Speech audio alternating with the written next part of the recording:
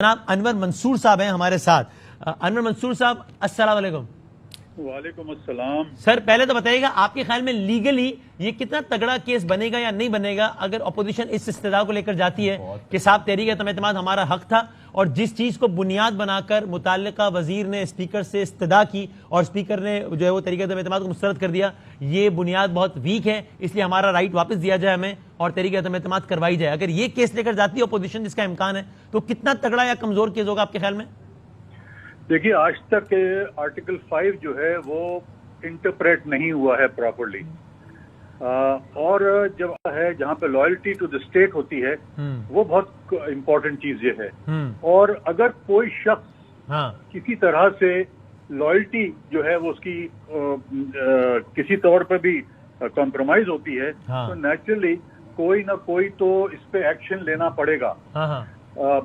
जो फवाद चौधरी साहब ने कहा कि एक एक्शन लिया गया जो कि किसी और बाहर के मुल्क के कहने के ऊपर किया गया, और वो ऐसी डेट्स थी कि जो मुलाकातें हुई हैं वो उन डेट से पहले हुई हैं और इमीडिएटली उसके बाद ये अदम इत्मीनाद कहा गया है।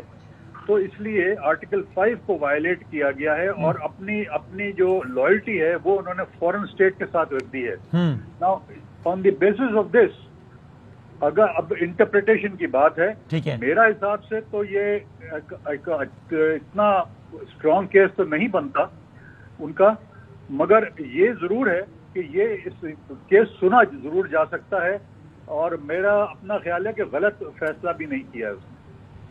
आप समझते हैं लीगली स्पीकिंग ये एक अच्छी स्ट्रेटेजी थी गवर्नमेंट के पॉइंट ऑफ व्यू से? I think it was a good strategy. जी राइट, ओके। एक सवाल की इजाजत दें? जी जरूर जरूर। अनवर मंसूर साहब, क्या इमरान खान ही बतौर वजीर आजम कंटिन्यू करेंगे? क्योंकि आर्टिकल 94 बड़ा स्पेसिफिक कहता है the president may ask the prime minister to continue to hold office until his successor enters upon the office of prime minister. तो अगले 90 दिन क्या इमरान खान ही वजीर आजम रह सकते हैं? ये भी एक क्वेश्चन मार्क है, बिकॉज साथ में ये भी है कि जैसे ही कोई होगा तो केयर टेकर गवर्नमेंट अपॉइंट होगी। केयर टेकर गवर्नमेंट अपॉइंट होगी, तो ये this is a question mark. वो जो दिया हुआ है वो उस सूरत में है कि अगर कोई ऐसा इशू रेज होता है जहां पर कि असेंबली तो बरकरार रहती है मगर प्राइम मिनिस्टर को रिमूव कर दिया जाता है बाय कॉन्फिडेंस और अदरवाइज, तो वहां पर तो ये इतलाक होता है। मगर अगर तहलील कर दी जाए नेशनल असेंबली और इलेक्शन कॉल कर दिए जाएं तो उसके अंदर केयरटेकर गवर्नमेंट जो है वो अपॉइंट करनी जरूरी होती जाती है। ऑलराइट, सही है।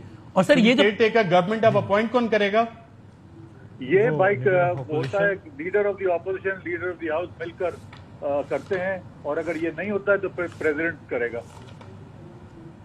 यानी सर तो technically leader of the opposition के साथ तो इमरान खान साहब बैठेंगे नहीं, तो इवेंचुअली ये president doctor Arif Alvi appoint करेंगे?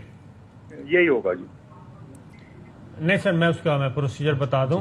उसका प्रोसीजर ये है कि जो 18वीं तरमीम के बाद लीडर ऑफ अपोजिशन और लीडर ऑफ द हाउस मिलके ये पैनल देंगे, और अगर ये दोनों पे इत्तेफाक नहीं होता तो पार्लिमान की जो कमेटी है वो फंक्शनल रहती है इस सिलसिले में, वो फैसला करेगी। अगर उसमें भी इत्तेफाक नहीं होता तो फिर ये जाता है मामला इलेक्शन कमीशन ऑफ पाकिस्तान को, फिर वो जाएंगे। अगर वो भी नहीं कर पाते तो फिर सुप्रीम कोर्ट ऑफ पाकिस्तान की तरफ जाएगा। ठीक हो तो गया। ये है एक प्रोसीजर, पूरे का पूरा रोड मैप दिया हुआ है इस सिलसिले में। सही है। तो सर ये लीगली अगर आप में से कोई और सवाल अगर करना चाहे तो या फिर मैं एक ठीक है। Thank you very much sir, बहुत शुक्रिया। अनवर मंसूर साहब पाकिस्तान के फॉर्मर अटॉर्नी जनरल कहते हैं कि उनको उनके ख्याल में अच्छी स्ट्रैटेजी की है। ये केस अदालत में जा जरूर सकता है, वो कहते हैं जा बिल्कुल सकता है, एंटरटेन हो सकता है, लेकिन उनके ख्याल में शायद ये कोई बहुत तगड़ा केस ये नहीं बनेगा।